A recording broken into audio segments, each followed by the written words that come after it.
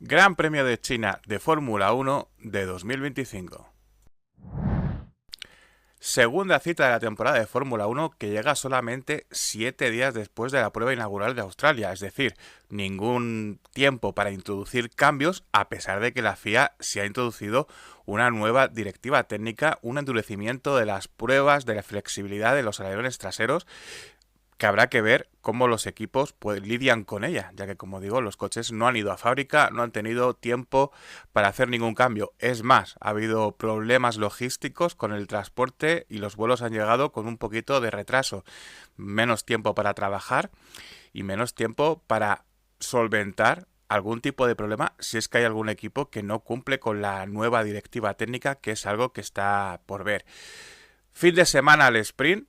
Sí, a alguien le pareció buena idea que la segunda cita de la temporada con un montón de pilotos novatos fuese formato sprint y unos horarios bastante particulares. Lo vemos.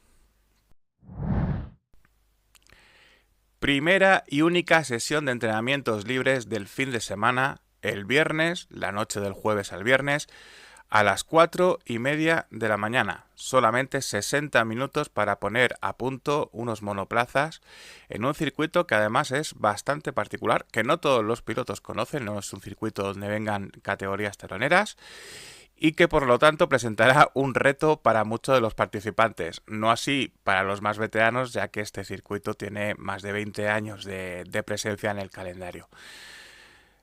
Ese mismo viernes, 8:30 de la mañana, la clasificación para la carrera sprint.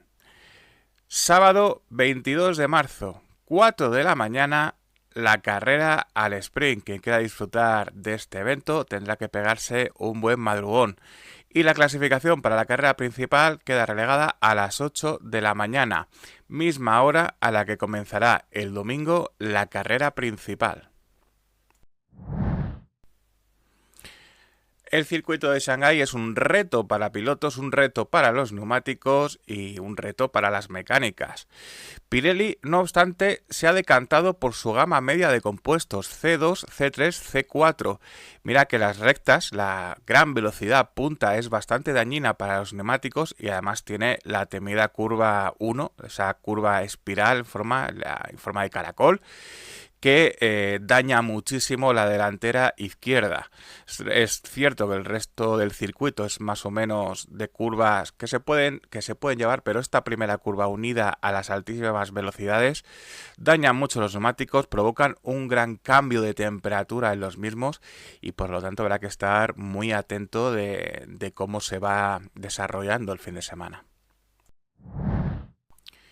Circuito Internacional de Shanghái, una de las últimas incorporaciones faraónicas de Bernie Ecclestone y Hermann Tilke, uno de los últimos circuitos permanentes en añadirse al calendario antes de que los urbanos, semiurbanos y demás empezasen a acaparar el calendario. Un trazado construido en mitad de la nada que no tardó en ser engullido por la ciudad de Shanghái. 5.451 metros que se caracterizan o donde destacan dos largas rectas, mucho más larga la de atrás que la de meta, y una primera curva que es los pilotos la llegaron a catalogar de una auténtica pasada, pues es una curva interminable a derechas que se va cerrando hasta un giro muy brusco a izquierdas, como si se tratase del caparazón de un caracol. En cuanto a los cambios, un circuito que se inauguró en 2004, hay que tener en cuenta la vuelta rápida, por ejemplo, sigue siendo de Michael Schumacher de esa misma temporada con los motores V10. La pole position del año pasado de Max Verstappen se quedó como a un segundo de dicha vuelta rápida, para que nos hagamos una idea de cómo era este circuito. Y para este cambio, como decía, ningún cambio reseñable, únicamente, eso sí, se ha reasfaltado el circuito. Seguramente los pilotos lo agradecerán, especialmente con esta generación de efecto suelo tan sensible a los baches, pero ningún cambio en tema de pianos, escapatorias o rediseño de curvas, ahora que cada vez más circuitos se están planteando el peralte de las mismas.